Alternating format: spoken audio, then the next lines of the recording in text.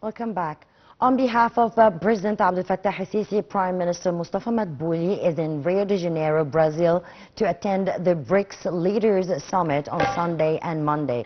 Diplomats from 11 emerging nations, including Brazil, Russia, India, China, and South Africa, have been busy drafting a statement condemning the economic uncertainty. Artificial intelligence and health will be on the agenda at the summit.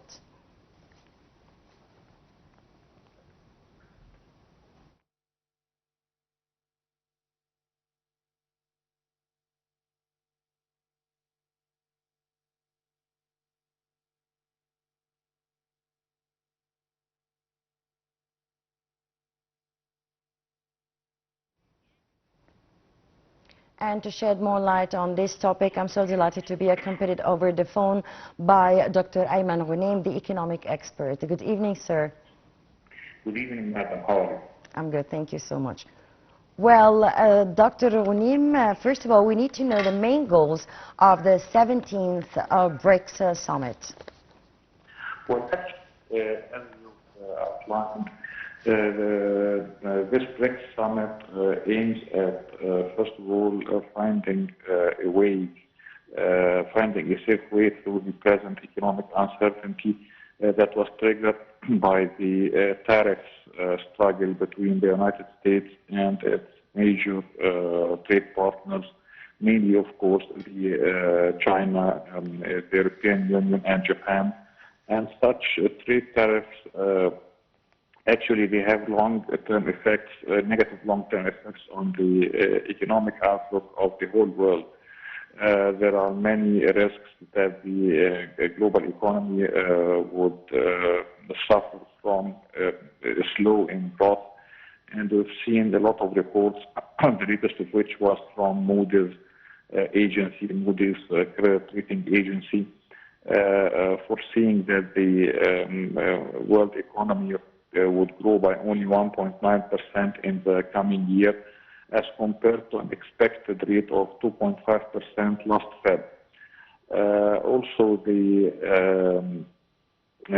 trade warfare now threatens a global inflation wave, similar to the inflation wave that resulted from Russia-Ukraine war. So the countries of the South and the Eastern countries, the BRICS bloc, they are trying now to counter-effect such problems, mainly, of course, by improving the bilateral trade and increasing the economic cooperation, adopting modes of payment and methods of payment in local currencies. And we've seen a lot of effort in this regard, especially between Egypt and Russia. Also, this summit of the BRICS, it also focuses on the right of the South countries to find finance at favorable terms, or we can say at just terms, and trying to give a higher role and a higher participation for the new development bank that was established with an authorized trading capital of $100 billion US, and with a prescribed trading capital of $50 billion. I believe that this bank can play a very good role in diversifying the international financial outlook and in providing other alternatives for the South countries to improve and to increase the efficiency of their infrastructure, and to find finance to combat the effects of the global warming and the climate changes. Well, Dr. Ghoneim, we need to know which countries are participating in Brazil in the 17th summit of the BRICS, whether they are partners or whether they are full members. Well, actually, this summit, it includes the BRICS countries, of course, and participation of many other financial institutions, of many global financial institutions that are really keen to attend in such major economic or international economic events. What I'd like to stress here is that we all know that the BRICS, they control around 1/3 of the world economy. So now they are turning into a very big power, and they are able to influence the global economic outlook. I believe that in the coming period we might see an increase in the membership and a lot of facilities, especially for the bilateral trade and payments in local currencies. And how does the BRICS group aim to reshape whether the global economics or political positions and orders? Well, as you said rightly, that now we're seeing a reshaping of the whole economic outlook of the world economic system, and also of the world political system. We're seeing now a new world order that's marked by, first of all, a polarization between the United States from one side, its major trade partners who are now representing global economic and political powers, mainly, of course, China from one side, the European Union, Japan, and other Southeast Asian countries, predominantly, of course, India. Also, these South American countries, Argentina and Brazil, they are taking active steps in order to becoming world economic powers.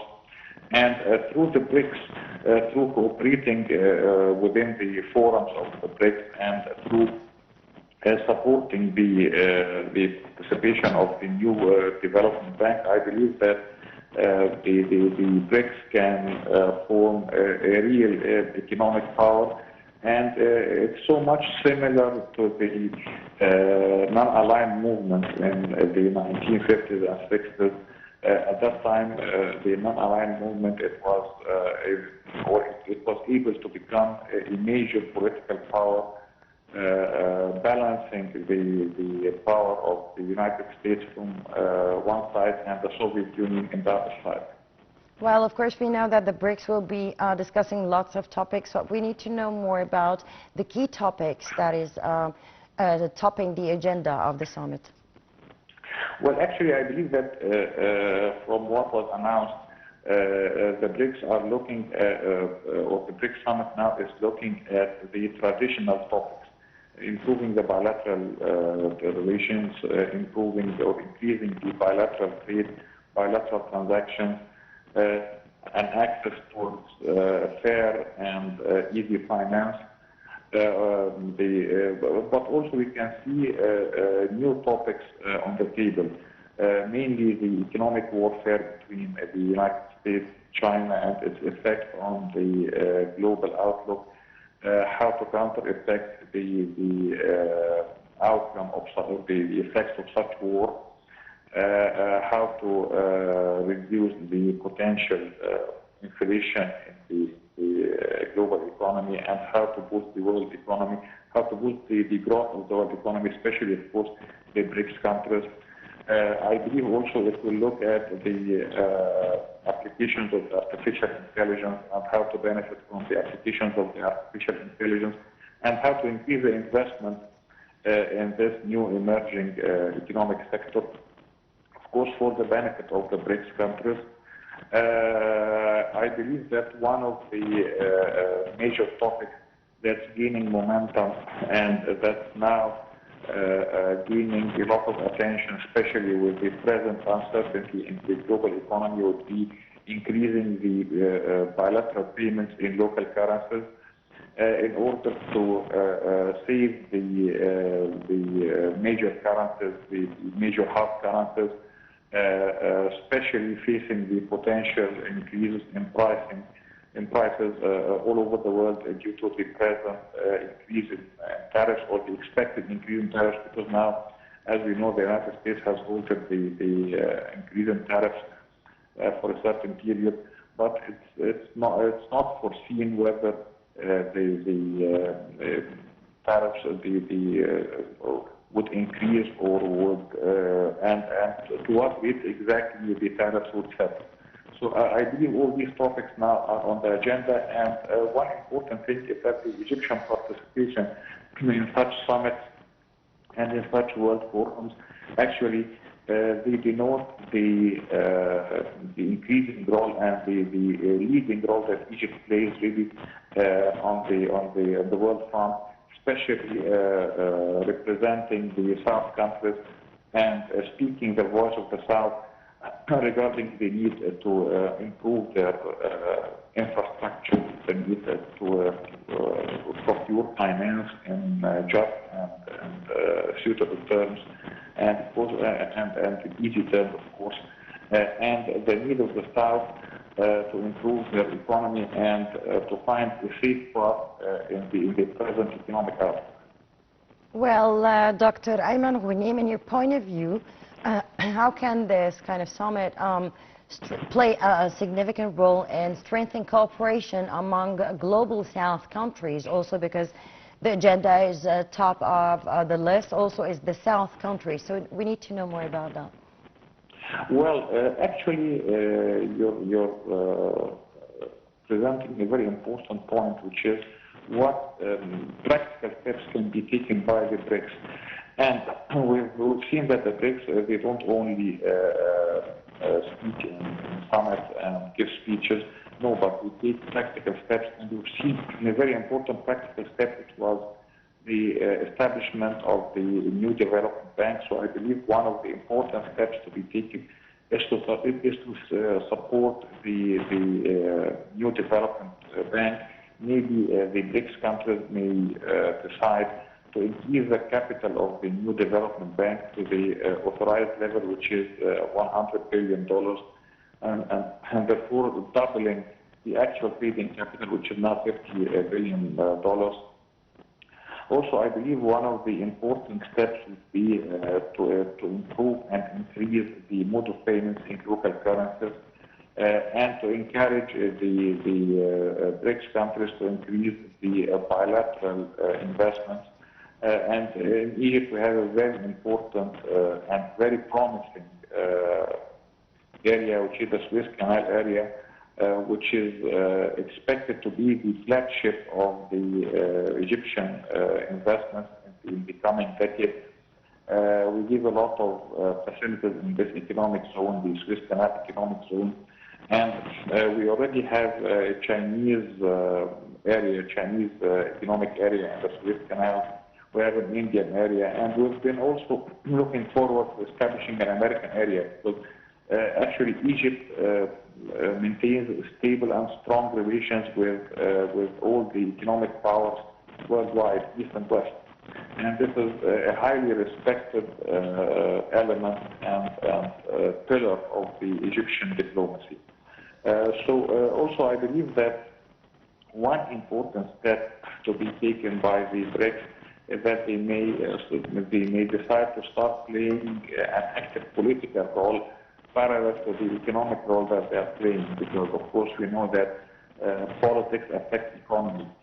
Political uncertainty, political turmoil, struggles would definitely increase the risks of investment and risks for the consumers, reducing the investors and consumers' confidence, and therefore reduce the potential for economic growth. So if the BRICS countries, they want to secure their economic interests, especially in regions that are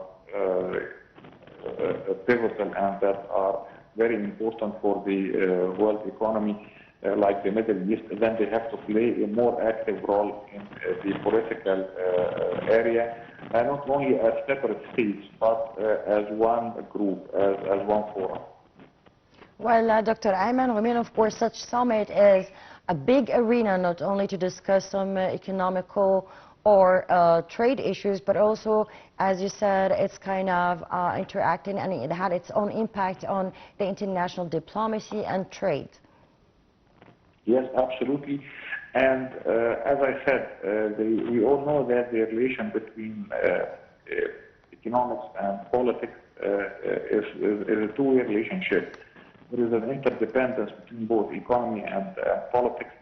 And we can see that one of the major risks that would affect the present economic outlook and the growth expectations and the bilateral trade between different countries is the political turmoil, especially in the Middle East. And you know that the Middle East, of course, it controls most of the world's supply of oil, and it also controls the major seaway trade routes, the major naval trade routes. So one of the important aspects that the present summit can start to play and that can suggest is that the BRICS should really start to have a political arm as one group, just like, for example, the European Union.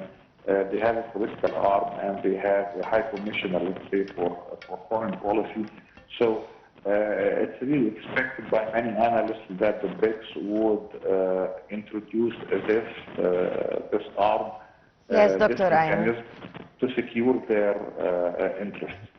Yes, Dr. Ayman Ghoneim, the economic expert, I would like to thank you so much for your informative call, and a short break. We'll be back.